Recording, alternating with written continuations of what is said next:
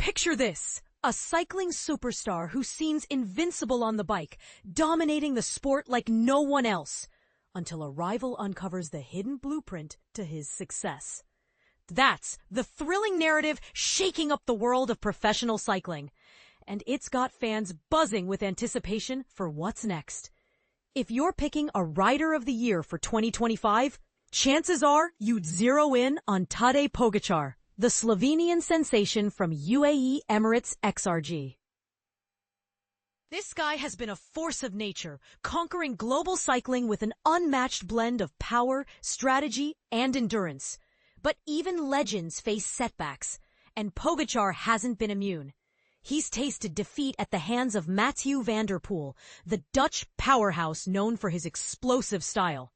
How does someone crack the code on a rider as formidable as Pogacar? Former cyclist Tom Danielson, drawing from his own experiences on the road, believes Van der Poel has done just that, and it's a revelation that's sparking heated debates among cycling enthusiasts.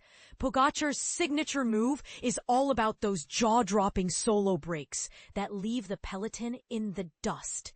He doesn't just accelerate, he times his attacks perfectly at the race's most grueling moments, then holds off chasers through relentless, punishing terrain. Take the Tour of Flanders as a prime example. Pogacar was pursued by heavyweights like Wout van Aert, Mads Pedersen, and Van der Poel himself, yet the gap stayed stubbornly open, and he crossed the line victorious. It's impressive, right? But here's where it gets controversial. Is this kind of dominance sustainable, or does it invite challengers to dissect and dismantle it? Danielson breaks it down on X, explaining that Pogacar's genius lies in attacking when the race hits its peak intensity. This is why you see such long solos, he says, because he strikes at the hardest point, followed by sections that test everyone to their limits. It's like a chess game, where the remaining riders are scattered, exhausted, and unable to coordinate a comeback. For beginners wondering what this means, think of it as Pogacar choosing the race's toughest boss level to launch his assault, making it nearly impossible for others to regroup effectively. And this is the part most people miss. In that initial breakaway phase, Pogacar gains a lead, and the terrain afterward drains energy from both the chasers and those on his wheel. Numbers don't make a difference here, Danielson points out, meaning even if multiple riders try to bridge the gap, the course's demands wear them down equally. It's a smart tactic that levels the playing field in a way that favors the attacker. Pogacar even selects his races with this strategy in mind. He avoids the vents where he can't set up this checkmate scenario. Quebec is one exception, and while Milan-Sanremo is somewhat similar, Danielson notes Pogacar is honing his skills to make it work there too. Now, flipping the script. Where has Pogacar stumbled? Look no further than Paris-Roubaix and Milan-Sanremo, where Van der Poel emerged stronger.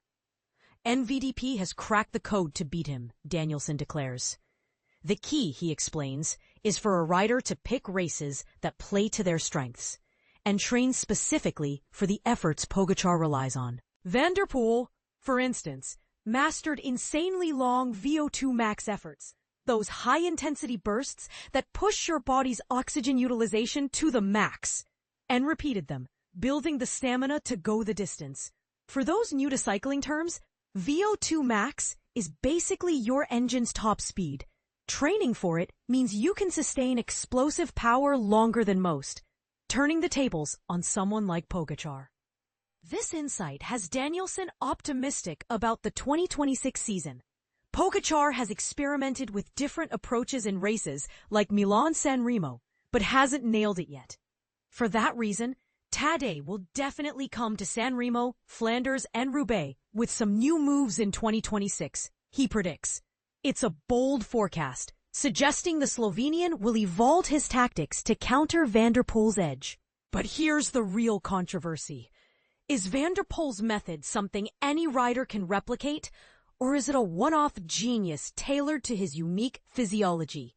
Some might argue that Pogacar's adaptability will keep him on top, while others see this as a sign that even the greatest can be outmaneuvered with the right preparation.